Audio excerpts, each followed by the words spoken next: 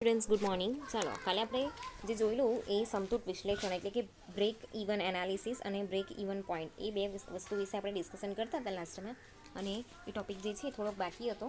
બરાબર છે. તો જો આ જે દેખાય છે ને ચાર્ટ, બરાબર, એની અંદર મેં તમને કીધેલું કે એક ચાર્ટની સાથે હું તમને બતાવવા કે બ્રેક ઇવન પોઈન્ટ અને બ્રેક ઇવન એનાલિસિસ કોને કહેવાય. બરાબર. તો આ જે આખો ચાર્ટ છે ને, બરાબર, આ ગ્રાફ એ છે બ્રેક ઇવન એનાલિસિસ. બરાબર છે. અને આ જે છે ને એ બ્રેક ઇવન પોઈન્ટ છે. બરાબર. આને કહેવાય બ્રેક ઇવન પોઈન્ટ. જો તો આપણે જોઈએ, આખું એનું ગ્રાફિકલ પ્રેઝન્ટેશન કહેવાય છે. બરાબર. તો જ્યારે બ્રેક ઇવન એનાલિસિસ જે છે એ અહીંયા આલેખ દ્વારા એની જે એનું પ્રેઝન્ટેશન આપેલું છે એમાં જે એક્સ ધરી છે, બરાબર છે, તે એક્સ ધરીની ઉપર વેચાણ જે છે અહીંયા નીચે, બરાબર, આ જે છે એ વેચાણ જે છે એને લીધેલી છે. બરાબર. એકમમાં છે એટલે કે આંકડાની અંદર જ લીધેલું છે. બરાબર છે કે 2, 4, 5 નંગ છે.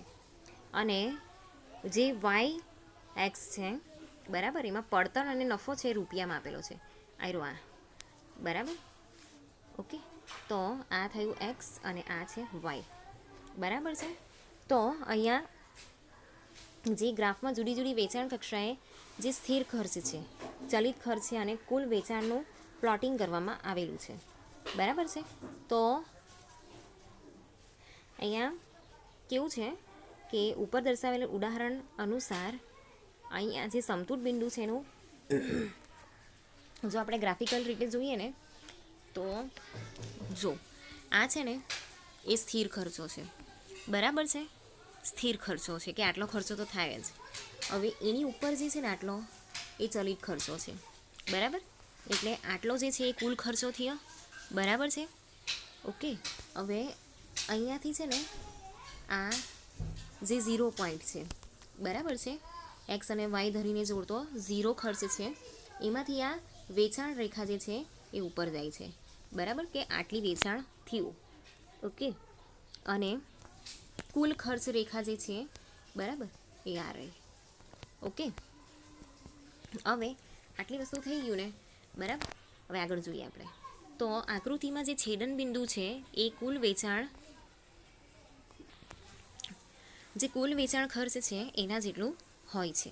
બરાબર. જે સમતૂર બિંદુ દર્શાવે છે, મેં તમને ટપકું પાડીને બતાવેલું ને, એ જો આ બરાબર. તો આ જે બિંદુ છે નહીં નફો નહીં નુકસાનનું છે. એટલે કેવું છે, આટલો જે ભાગ છે ને, બરાબર, માની લો કે આટલો ખર્ચો થયેલો છે. ઓકે. તો આટલા ખર્ચામાંથી જે પ્રોડક્ટ આપણી બનેલી છે, બરાબર છે, તો આ જે ખર્ચો થયેલો છે એ બધો જ આપણે જે છે એ આપણે મેળવી લીધેલો છે. બરાબર છે. અને એના પછી બી આપણે અહીંયા જો આ પ્રોફિટ કહેવાય. બરાબર. આ જે ભાગ છે એને આપણે પ્રોફિટ કહેવાય. ઓકે. તો આ જે પરિસ્થિતિ છે એને નહીં નફો અને નહીં નુકસાનની પરિસ્થિતિ કહેવાય. તો આ જે બિંદુ છે એને વેચેલ એકમો એટલે 500 છે. બરાબર છે. કેટલા એકમ વેચાયેલા છે? 500. બરાબર છે. એ એક્સ ધરીની ઉપર આપેલા છે. આયરા જો અહીંયા છે ને આ 200, આ 400, આ 500, 600, 800 ને 1000. બરાબર. અહીંયા 2 ઝીરો લગાવવાના છે આપણે. તો કુલ વેચાણ જે છે, બરાબર, એ કિંમતમાં અહીંયા કેટલા થયા? 4000 રૂપિયા થયા. બરાબર છે. એ વાય ધરી પર આપેલા છે. તો જો વેચાણ એકમો જે છે એ સમતૂર બિંદુ 500 એકમથી ઓછું હોય તો નુકસાન થાય છે. બરાબર છે. તો અહીંયા કેવું છે કે હવે આ જે છે તો અહીંયા ઓછું હોય, 400 જ હોય માની લો, બરાબર, કે 200 જ છે, તો આ નુકસાન ગણાય. બરાબર છે. પણ અહીંયા એ 500 પર આવે છે. અહીંયા એ 500 પર આવે છે. બરાબર. હવે 500 એકમ જે છે એનું ઉત્પાદન કર્યું ને એનો ખર્ચો કેટલો થયો? 4000 રૂપિયા થયેલો છે. બરાબર છે. તો 500 એકમ વેચાઈ ગયા અને 4000 રૂપિયા બી મળી ગયા. બરાબર. તો હવે નફાની પરિસ્થિતિ, વેચાણ કિંમત વધારે હોય ને પડતર કિંમત કરતાં, તો એમાં કેવું થાય કે માની લો કે 300 જે છે વેચાયા, કે સારી 300 વેચાયા એકમને, એમાં જ આપણને નફો મળી જાય છે. બરાબર. તો આપણને ત્યારે નફો મળવા માંડે છે. બરાબર. પણ કેવું છે કે 500 એકમ વેચાયા અને 4000 પર બી પહોંચી ગયેલા છે. તો આ જે થયું ને, બરાબર છે, એને આપણે કહીશું કે બ્રેક ઇવન પોઈન્ટ. બરાબર. તો આથી ઉલટું જો વેચાણ સમતૂર બિંદુ 500 એકમથી વધુ થાય છે, બરાબર, તો એ નફાની પરિસ્થિતિ જે છે એ ઊભી કરે છે, બરાબર. તો આની અંદર જો આ જે છે ને એ મેં તમને કીધું એ પ્રમાણે એ પ્રોફિટ છે, બરાબર. ચાલો તો આપણે જોઈએ આગળ. તો જે ગ્રાફમાં બિંદુઓના ચિહ્ન દર્શાવ્યા છે, આથી ઉલટા જો વેચાણ સમતૂર બિંદુ 500 એકમથી વધુ થાય તો નફાની પરિસ્થિતિ જે છે એ ઊભી થાય છે. તો આકૃતિમાં નફાનો જે ગાળો છે ચોકડી દ્વારા અહીંયા દર્શાવવામાં આવે છે, બરાબર. તો નીચેની જે માહિતી છે પ્રોગ્રેસિવ ઇન્ડસ્ટ્રી લિમિટેડને લગતી છે. તો વેચાણ ઇઝ ઇક્વલ ટુ 50,000 એકમ, બરાબર છે. પછી એકમ દીઠ વેચાણ કિંમત કેટલી છે? 20 છે, બરાબર છે. એકમ દીઠ ચલિત ખર્ચ જે છે 10 રૂપિયા છે. તો કુલ સ્થિર ખર્ચ કેટલો થશે? એ થશે 4 લાખ રૂપિયા, બરાબર છે. હવે આપણે નેક્સ્ટ જોઈશું એની અંદર પ્રાથમિક યોજના અહેવાલ, બરાબર. PPR જે યોજના અહેવાલ આપણે જોતા હતા ને એની અંદર પ્રિલિમિનરી જે પ્રોજેક્ટ રિપોર્ટ છે એ, બરાબર. આપણે ફિઝિબિલિટી રિપોર્ટ જોયો ને એની અંદર આપણે આ બધી વસ્તુ જોઈ, બરાબર. તો જે ધંધાકીય યોજના છે એમાં ખૂબ જ મોટી રકમનું નાણાકીય જે રોકાણ છે એ કરવું પડે છે. તો આવા રોકાણની પ્રક્રિયા અને ધંધાનો જે સ્થાપનાનો સમય જે છે ખૂબ લાંબો હોય છે.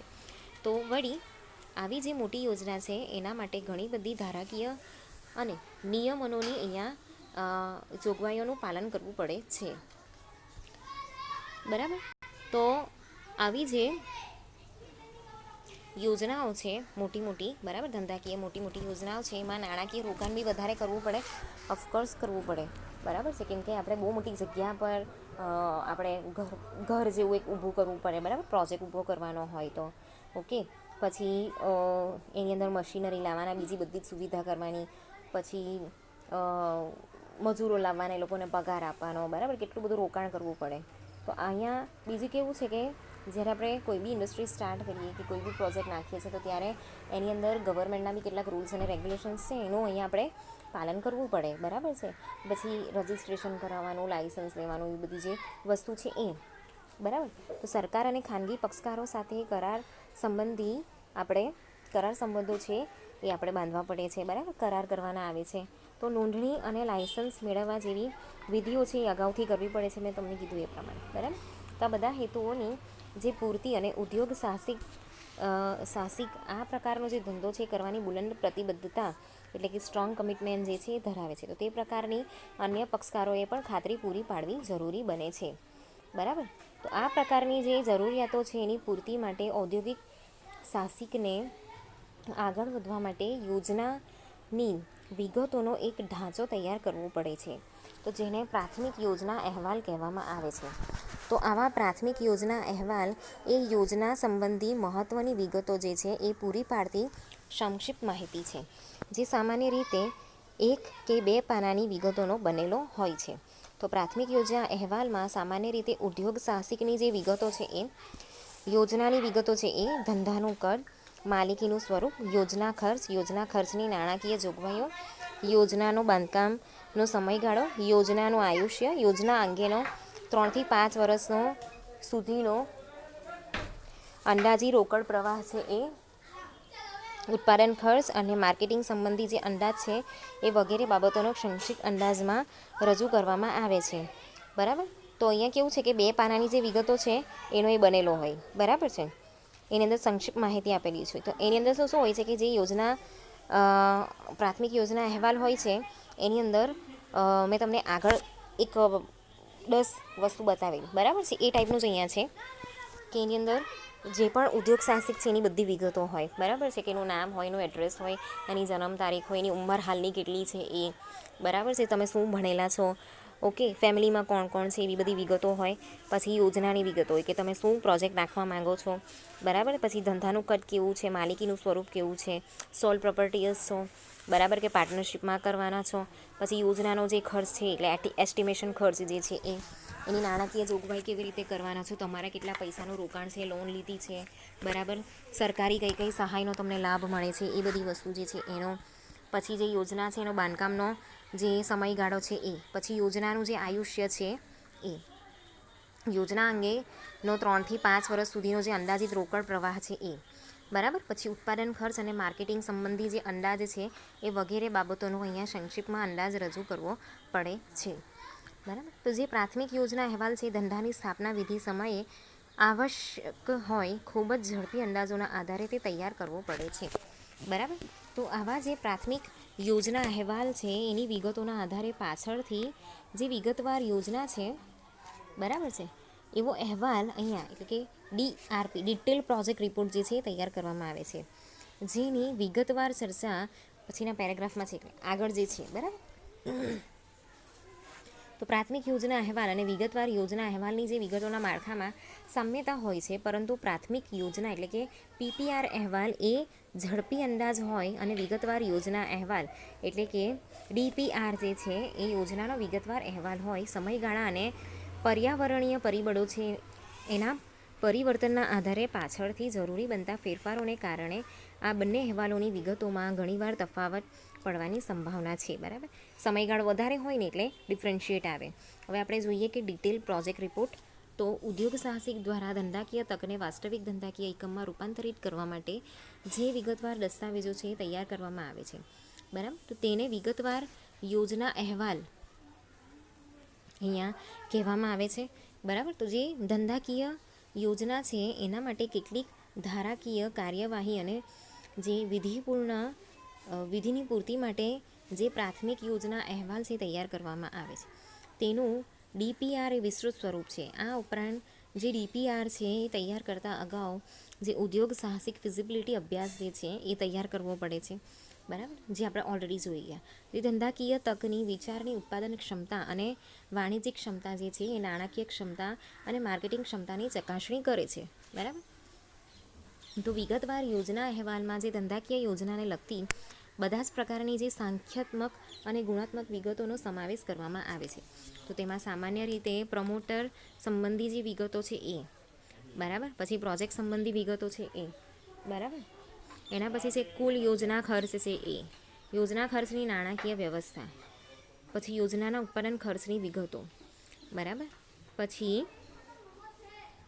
પ્રોજેક્ટ સંબંધી જે વિગતો છે એ, પછી જે કુલ યોજના ખર્ચ છે એ, યોજના ખર્ચની નાણાકીય વ્યવસ્થા, યોજનાના ઉત્પાદન ખર્ચની વિગતો, માર્કેટિંગ અને વેચાણ સંબંધી વિગતો, 3 થી 5 વર્ષનું પ્રોજેક્ટનું નફા નુકસાનનું ખાતું, પછી પ્રોજેક્ટ પાકું સરવૈયું, પ્રોજેક્ટ રોકડ પ્રવાહ પત્રક,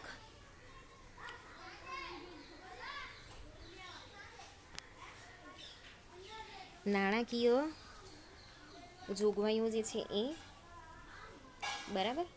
પછી માર્કેટિંગ ક્ષમતાની ચકાસણી, એ બધી વસ્તુ જે છે આપણે અહીંયા પૂરી પાડવાની છે. જે વિગતવાર યોજના અહેવાલ છે એનો બહારના પક્ષકારો સાથે જે કરાર કરતી વખતે ઉપયોગ કરાતો હોવાથી તેને ખૂબ કાળજીપૂર્વક તૈયાર કરવો પડે છે, બરાબર.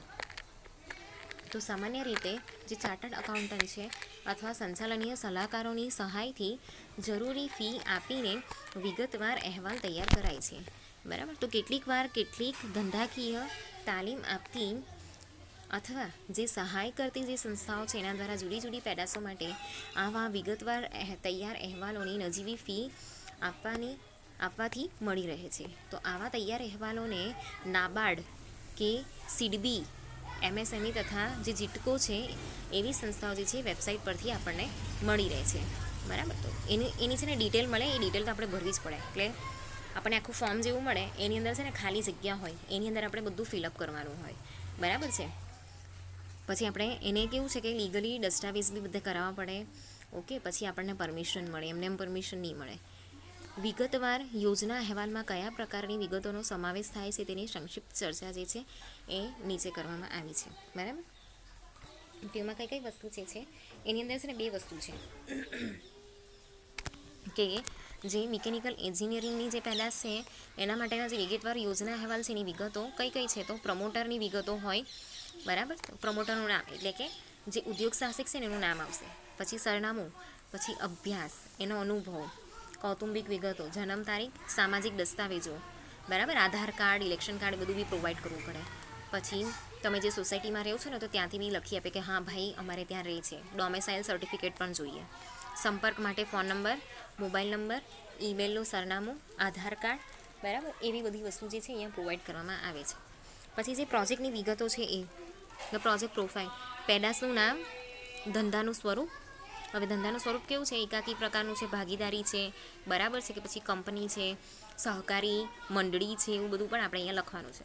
પછી જે ધંધાનું કદ જે છે એ, ધંધાનું સરનામું એટલે કાં કારખાનું ખોલવાના છે એ, બરાબર, ફેક્ટરી કાં નાખવાના છે એ, કારખાનું અને ઓફિસ જે છે, બરાબર, એક જ જગ્યાએ છે કે અલગ અલગ જગ્યાએ છે એ. પછી બેંક અને બેંક સંબંધી જેટલી બી વિગતો છે એ. તો આટલી બધી વિગતો છે અહીંયા પ્રોવાઈડ કરવાની છે ડિટેલ પ્રોજેક્ટ રિપોર્ટની અંદર, બરાબર છે. તો જે ફોર્મ છે ને એની અંદર જમીન, મકાન, ઓફિસ, કારખાનું, બરાબર છે. પછી બધા યંત્રો છે, તો યંત્રોનું વર્ગીકરણ કેવી રીતે કરવાના છે. હવે ડ્રિલિંગ મશીન નાખેલા છે તો એ પ્રમાણે, કટિંગના મશીન નાખેલા છે તો એ પ્રમાણે, બરાબર છે. પછી વોશિંગના મશીન નાખેલા છે તો એ પ્રમાણે, બરાબર છે. પછી ફર્નિચર છે તો ફર્નિચર કયા કયા પ્રકારના છે, વાહનો છે તે કયા કયા પ્રકારના છે, બરાબર. આખો ડિટેલ જે વસ્તુ જે છે એના અહીંયા તમને એક ટાઇટલ મળે છે, પણ આપણે અહીંયા એની અંદર રૂપિયા નાખવાના હોય કે અમારો ભાઈ આટલો ખર્ચો થાય છે. એવી રીતે તમને એક આખું એસ્ટિમેશનવાળું એક વસ્તુ જે છે અહીંયા તમને મળે છે, બરાબર.